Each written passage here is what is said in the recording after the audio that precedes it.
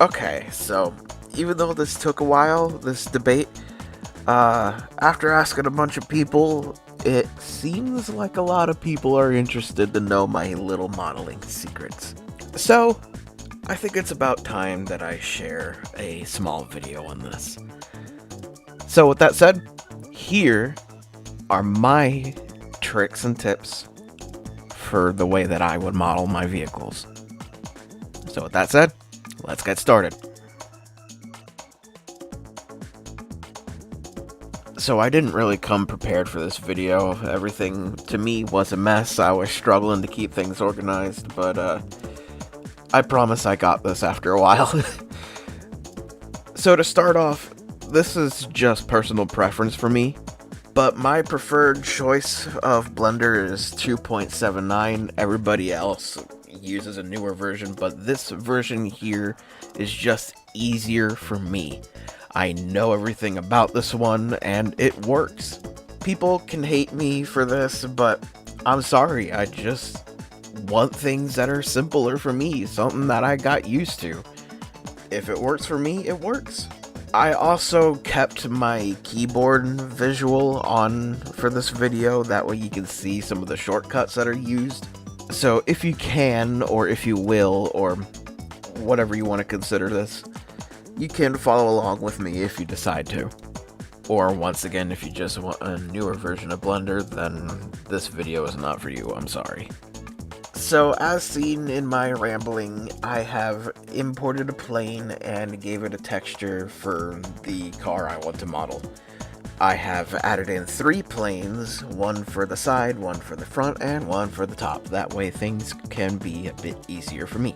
And during a stream, I got asked where my images came from. So I told them, most of the time Google Images. However, with these 3 pictures here, I just went and took them myself. It's so much easier to take pictures of yourself when you have the actual item on hand. And honestly, taking pictures is optional, but the best results come out when you're actually looking at a picture or tracing over a picture. And there are 3 ways to do this, and I will go over the first way I've done things from years ago to what I currently do now. And honestly, I still use all 3 of these methods because it just works.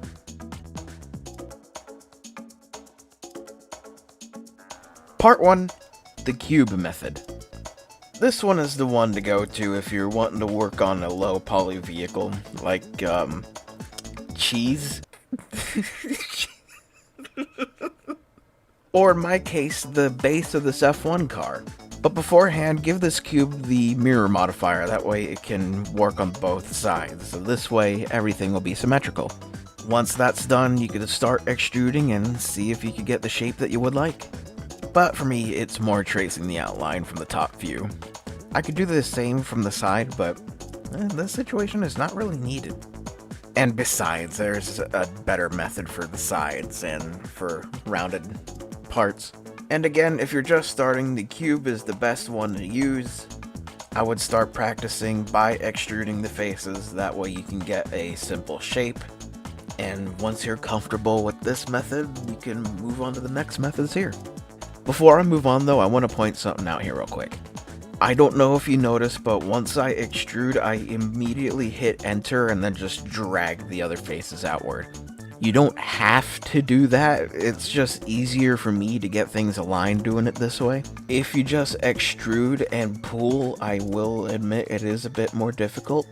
But if you do just extrude and pull, keep in mind you have the Y, Z, and X axes. So hit Z, X, or Y after you extrude, that way you can pull on which axis you want to pull on. But just for me, I just extrude, press enter, and then pull outwards.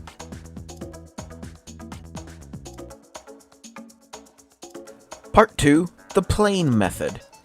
Like the cube, all you're just doing is extruding the planes, although this time you're dealing with just one face. Now I do gotta warn something about the plane method. One side is only solid, while the other side doesn't really have a face at all. And again, it's just a plane with one side. You can't really do anything about it. However, I have noticed a trick to this. Either you solidify it temporarily to show what side of the face is on. The side that doesn't have the face will pop outwards a little bit, making it look like a cube. Or if you go into solid view and see that one face is darker than the other, then that goes and shows that your face is facing inward. Do also keep in mind that in solid mode you have more shading with shadows, which is going to be kind of difficult to find out what's actually facing inward and what isn't. But again, you'll still know once you find that something is darker than the rest. So to fix this, and I hope you're following along with the keyboard on the bottom in case if you are, in edit mode, select the faces that you need to flip over. Navigate to where it says mesh, navigate to where it says normals, and then click on flip normals. Anytime you see normals, keep in mind it means faces.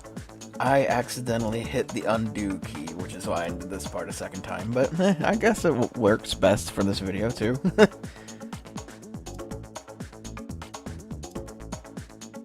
Also, like the cube and throughout on, this is also a tracing method, so if you have a plane that's on the side, you can go and trace out the outline and have it filled at the same time. But I will get into filling later on, so stay tuned. And finally, for the final method, the edge method, or what I would like to call it, the drawing method.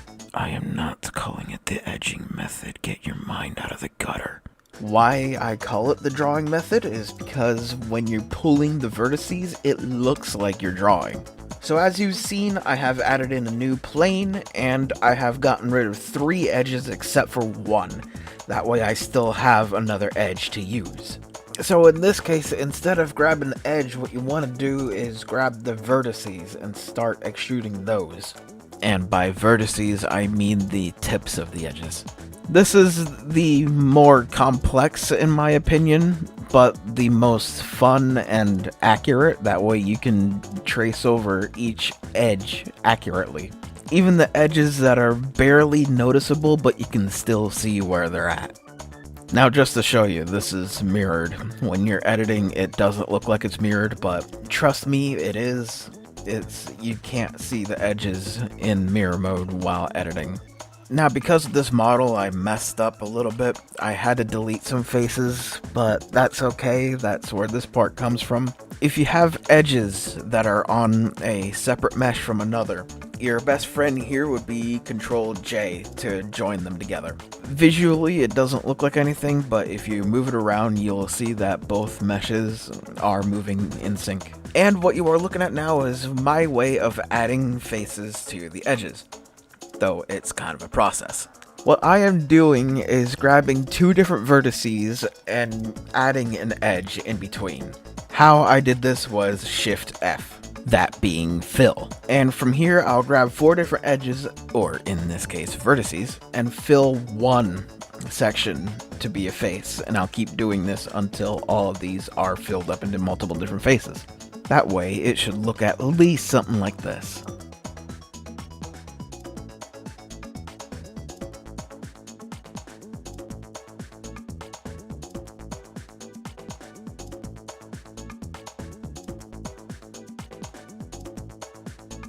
And that's pretty much it.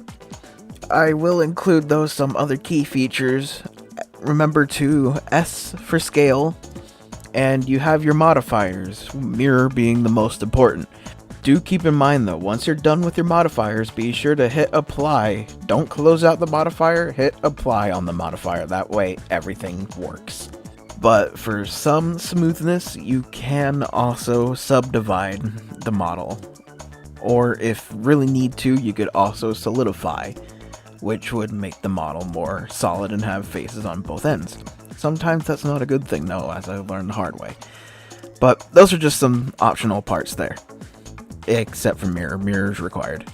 But that should be it for this video. I will probably cover textures and a whole nother thing, but that my most important bit was just modeling tips. So for now, until the next video, Sunchipp out.